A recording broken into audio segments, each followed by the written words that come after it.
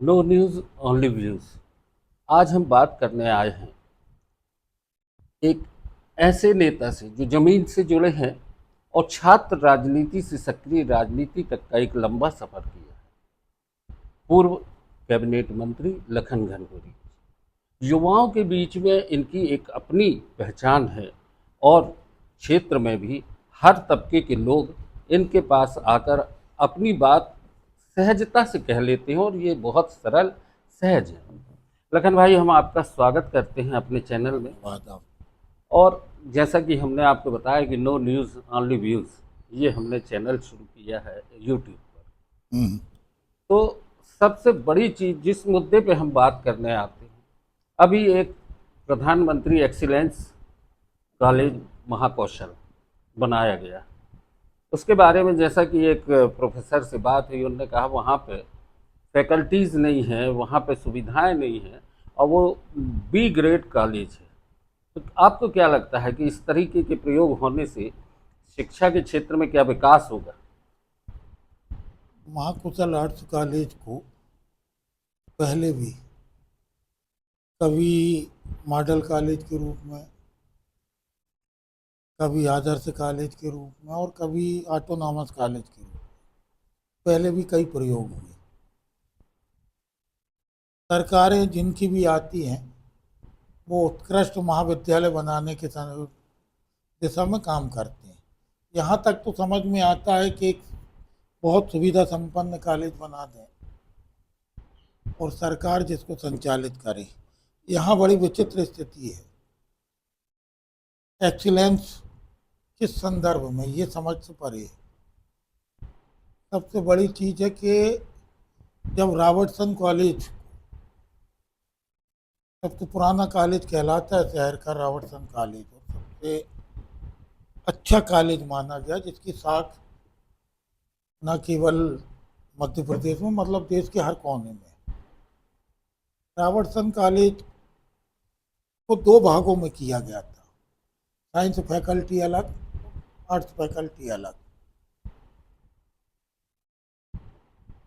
बाद में वो एक पूरा का पूरा साइंस फैकल्टी में गवर्नमेंट साइंस कॉलेज हो गया और जहाँ आर्ट्स फैकल्टी थी वहाँ महाकुशल आर्ट्स कॉलेज हो गया। एक ही परिसर में है दोनों, और बहुत बड़ा परिसर है। हम समझते हैं कि मध्य प्रदेश में शायद इससे बड़ा परिसर कोई होगा नहीं जितने में ये कॉलेज बना है। यदि इसके स्टेडियम देख लो, इसके ग्राउंड देख लो, इसके स्टैंड देख लो, तो लगता है कि गजब का अच्छा बना है, आउटडोरियम से लेके सारी चीज़ें। अब सवाल इस बात का उठता है कि जब सरकार ने एक व्यवस्था तय कर दी कि साइंस फैकल्टी का एक अलग कॉलेज हो गया और एक आर्ट्स फैकल्टी का, अब एक ही परिसर में आप महाकौशल कॉलेज में साइंस फैकल्टी भी चालू कर रहे हैं, एग्रीकल्चर भी चालू कर रहे हैं, एविएशन भी। एविएशन। अब कहाँ से एविएशन का, एविएशन की स्थिति तो ये है कि अभी नया टर्मिनल बिल्डिंग बनी, जब पुरानी थी तो 6 विमान चलते थे, नए बन गए तो और 5 हो गए, और वो भी गिर रहे हैं है अभी। ना। और कैनोपी कभी भी गिर जाए। यार एविएशन का एक अलग मैटर है। हमारा कहने का उद्देश्य ये था कि जब पूरा का पूरा एक साइंस का फैकल्टी बगल में है और जिसमें प्लांट लगे, केमिकल प्लांट तक, केमिस्ट्री की लैब के लिए, हर लैब के लिए अलग अलग, बॉटनिकल ग्राउंड तक है, बॉटनिकल गार्डन आप पीछे जाके देखेंगे साइंस कॉलेज। जी जी। तो ये एक व्यवस्थित कॉलेज है साइंस कॉलेज। यदि साइंस के सब्जेक्ट की पढ़ाई और दुरुस्त करना तो इसको और डेवलप कर लेते एक ही परिसर में। अब इसमें नई व्यवस्था करेंगे, कहाँ से बॉटनिकल गार्डन लाएंगे, कहाँ ये केमिस्ट्री के वो प्लांट लगाएंगे, कहाँ लगाएंगे, लैब है नहीं, टीचर है नहीं। फिजिकल फिजिक्स की लैब नहीं, केमिस्ट्री की लैब नहीं, टीचर नहीं, लेकिन एक्सीलेंस कॉलेज कहलाएगा। एग्रीकल्चर विषय की पढ़ाई कराएंगे, पूरी की पूरी एक विश्वविद्यालय। जब जबलपुर में एग्रीकल्चर का है और हजारों एकड़ ज़मीन है रिसर्च के लिए। उसमें एक नए एग्रीकल्चर विभाग यहाँ खोल के, विषय खोल के क्या मैसेज देना चाहती, क्या उसको कमज़ोर करना चाहते एग्रीकल्चर यूनिवर्सिटी को, क्या गवर्नमेंट साइंस कॉलेज को कमज़ोर करना चाहते। तो इंफ्रास्ट्रक्चर आपके पास है नहीं और आप कॉलेज चालू करना चाहते एक्सीलेंस, सीएम एक्सीलेंस। तो ये कुल कुल मिला के बड़ी विचित्र दशा है। आर्ट्स फैकल्टी का व्याख्याता, साइंस कॉलेज का प्रिंसिपल, साइंस का व्याख्याता आर्ट्स कॉलेज का या कॉमर्स कॉलेज का प्रिंसिपल। तो बड़ी अजीब टाइप की ये शिक्षा प्रणाली है। कुल मिला के वो सारे अवसर ढूंढ रही है सरकार जिसमें पैसे खा सके। तो दोस्तों, ये स्थिति है एजुकेशन की, जिस पे कि हमें लखन भाई से चर्चा हुई।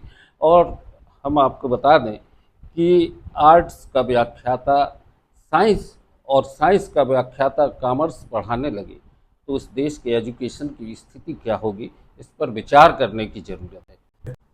अभी एक और बात आती है, जब आप कमलनाथ जी की सरकार थी तो आपने एक प्रस्ताव लाए थे रद्दी चौकी से घमापुर चौक तक एक फ्लाईओवर का। आखिर वो क्यों रुक गया?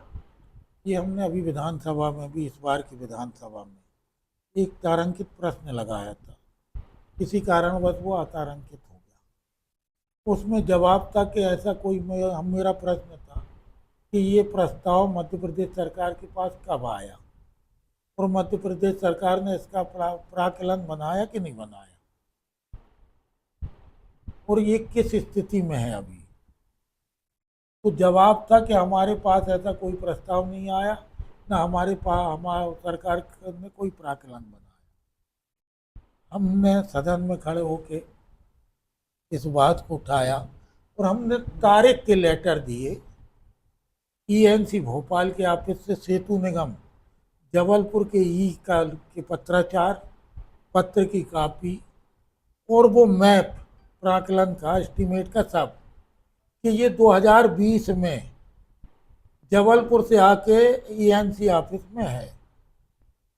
और आपने कह दिया कि ये हमारे पास ऐसा कोई प्रस्ताव नहीं। जबलपुर की सबसे बड़ी आवश्यकता वाला ये फ्लाईओवर ब्रिज 216 करोड़ का इसका एस्टीमेट बना। पहले 186 करोड़ का बना, फिर रिवाइज हुआ 216 का बना। किसी को मुआवजा नहीं देना। हाई कोर्ट चौराहे थे, हाई कोर्ट तहसीली चौक थे, अम्बेडकर चौक थे, अब्दुल हमीद चौक, रद्दी चौकी तक किसी को मुआवजा नहीं देना। लगभग 1100 मीटर का फ्लाईओवर ब्रिज लगभग। और हम समझते कि जबलपुर की सबसे बड़ी आवश्यकता का बहुत बड़ी, वहाँ पे ट्रैफिक भी बहुत है। घमापुर चौराहे पे जब एक कोई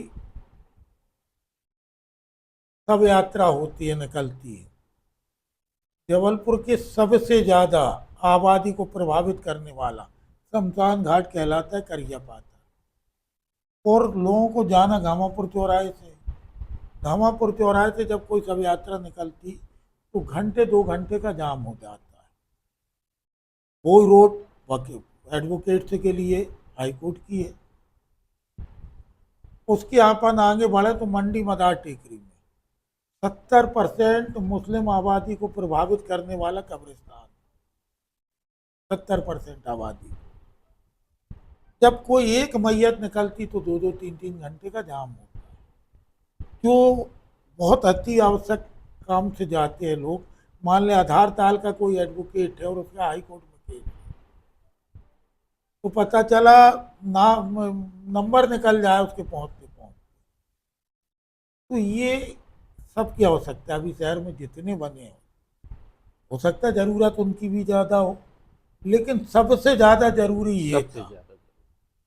इसके बावजूद इसके राजनीतिक कारणों से इसको रोक दिया गया। अभी जब हमने विधानसभा में सारी चीज़ें विथ प्रमाण रखी, लेटर से लेके मैप तक माननीय मंत्री जी को दिया, पीडब्ल्यूडी मंत्री, और हमने ये अपेक्षा भी जताई कि चूंकि आप जबलपुर के हो और इसी जबलपुर की इसी विधानसभा की जनता ने आपको 4 बार सांसद भी बनाया है, इसी पूर्व विधानसभा की जनता, तो इसके साथ भेदभाव क्यों? अभी तक जो भी रहे हो पीडब्ल्यूडी मंत्री उनने किया हो तो चल गया, लेकिन आप चूंकि मंत्री हैं इस विभाग की, तो हम आपसे अपेक्षा करते हैं कि जिनने आपका हमेशा सहयोग किया उनकी भी सुविधा आप देखें। आपकी व्यापक सोच है कि शहर का विकास होना चाहिए, शहर का विकास हो, पारदर्शिता के साथ हो, हमारी उनसे ये अपेक्षा थी। हालांकि उन्होंने हमसे कहा है कि हम इसमें करेंगे, अब देखना ये है कि कब तक करेंगे और कैसे करेंगे। तो दोस्तों, ये इस तरीके की जबलपुर का एक विजन है जिसको कि पूरा करना है, लेकिन राजनीतिक कारणों से कहीं ना कहीं ये रुकावटें आती हैं। एक आखिरी बात और पूछना है, मध्य प्रदेश सरकार का बजट आया, आपको क्या लगता है कि बजट से जो इस प्रावधान दिए गए हैं उससे मध्य प्रदेश का भला होगा या मध्य प्रदेश और कर्ज में चला जाएगा?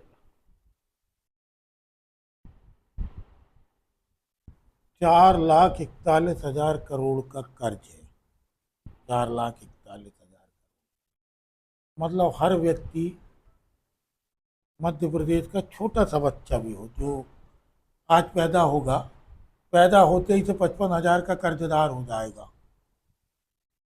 पैदा होते ही से। हमारा बजट आ रहा 3,65,000 करोड़ का इस साल का। अब आप अंदाज लगाइए, बजट से ज्यादा हमारे ऊपर कर्जा है, बजट से ज्यादा कर्जा है। अब कितना कर्जे में ब्याज के रूप में जाएगा वो भी अंदाज लगा लीजिए।